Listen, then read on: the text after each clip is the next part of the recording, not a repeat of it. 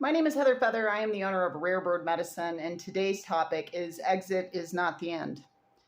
We often, many humans will talk about soul or spirit. Not all, atheist agnostics, But outside of that, many have the concept of a soul or a spirit, that which animates your future corpse. And we tend to think of the exit of this flesh costume, the exit of this dress up time, that it's the end. It's like even if we believe in a soul, we often operate. I myself have been strongly connected to death. It's been one of my greatest teachers, and I notice how much I know that we go beyond the flesh costume, this meat sack. I know that there is more than this future corpse because I engage with the dead all the time. Psychopomp work is part of the work that I do. And still, I behave as if they're gone forever. I mean, we can be dramatic creatures as humans, as two-legged, silliness.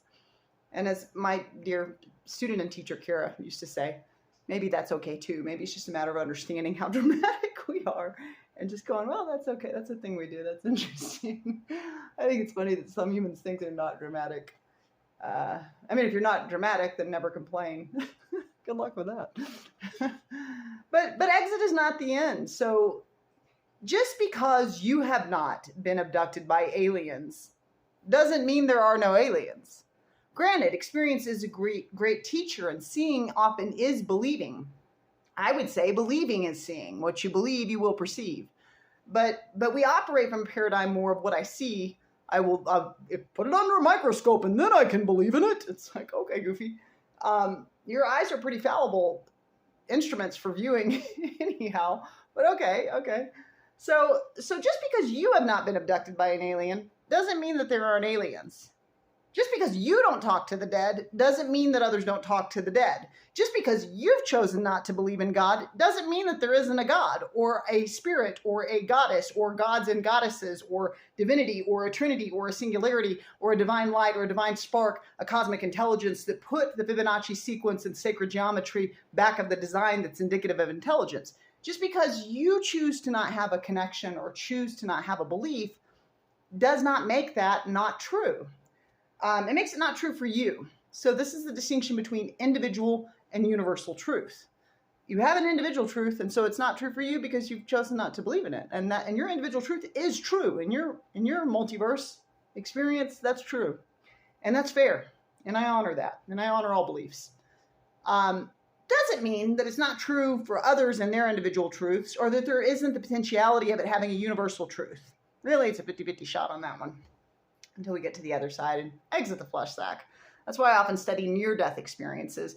And it was after my mom died, one of the greater, more painful deaths that I'll ever experience, the largest challenge I'll ever face.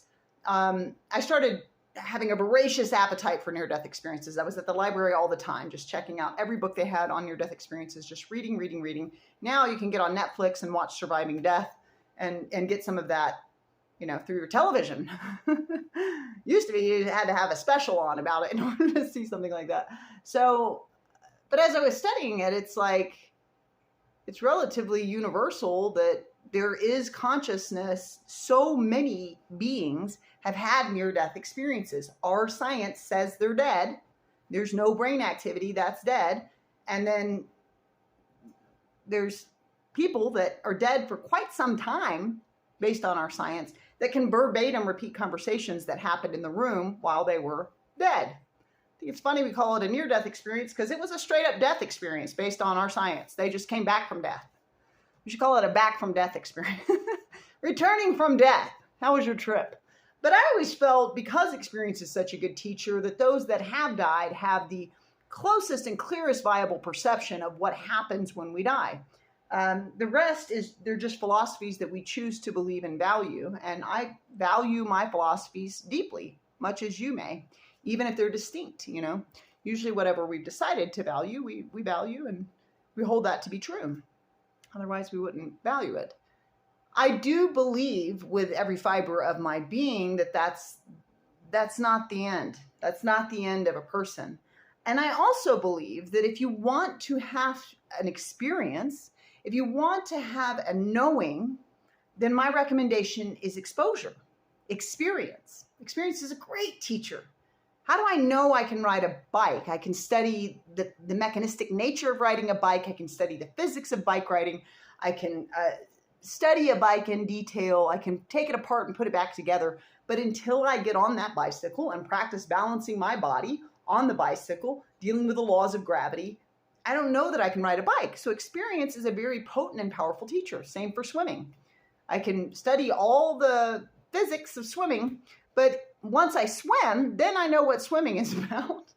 It's one of the challenges we face as adults is because we have a lot of experiences, and then we can often become know-it-alls. It's like, oh, I know relationships. I've done relationships. You don't know relationships. You're just a teenager. Let me tell you something. And it's like, love is love. Whether you're loving as a teenager, you're loving as an adult, or you're loving as an old person. Love is love, and it comes with, from my perception, lifetimes of knowledge and wisdom. So you don't have to be a certain age, to really kind of get that. There is a quality of, if you want to know the dead, take the time to experience them.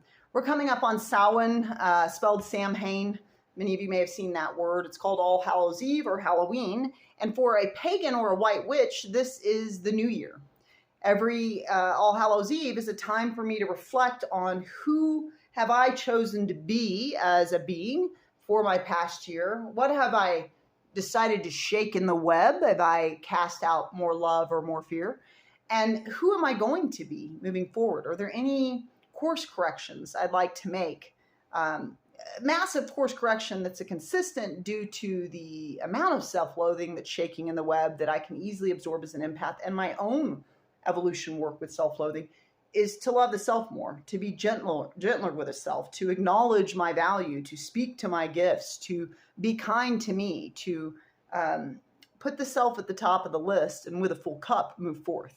So I'll look at some of those aims in the coming year, but one of the things I also do, because it's said that the veil is very thin on All Hallows Eve, October 31st, 30th to the 31st, that the veil thins. What that means is I had this come up in an Akashic Records reading for me. The veil is very thin for this one, and this one connects with spirit often.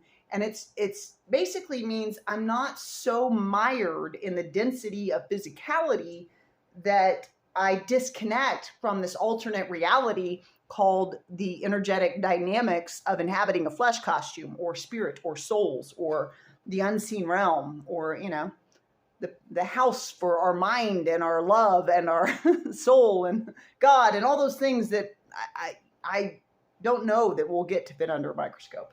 So the metaphysical, that which is beyond the physical.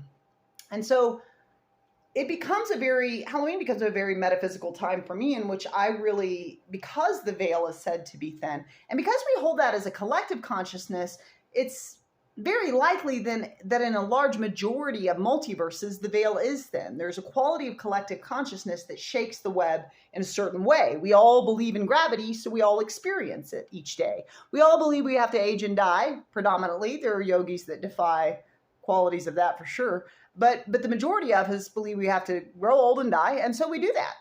We go, oh, I'm losing elasticity in my cells, and blah, blah, blah, blah. We tell all these stories about what it means to age, and that death coming for you like a freight train. I don't think it has to. I think we've decided, here's the rules under which we play this holographic game called I can separate from my source, or I can separate from divinity. What a goofy, fun idea.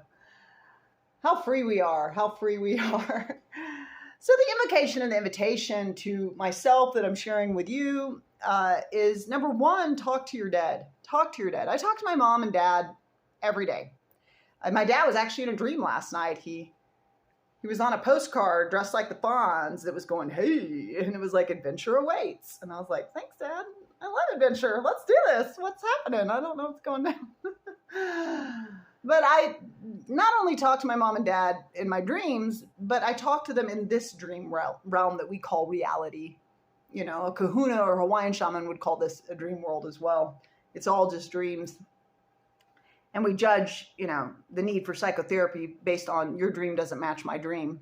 How are you sure your dream is right? How are you sure your dream is the accurate dream? So so this quote unquote reality called Earth School, called Heather talking to you on social media, this reality is a space where I often commune with the dead. And I have very personal, intimate, connected conversations, not only with the dead, but with divinity. I study globally gods, goddesses. From my perception, space and time are a delusion. So I am in every lifetime I've ever lived in. I am Muslim. I am Hindu. I am Buddhist. I am agnostic. I am atheist. Those always shock me. I am Christian. I am, pagan. Been pagan a bunch. I've been pagan a bunch.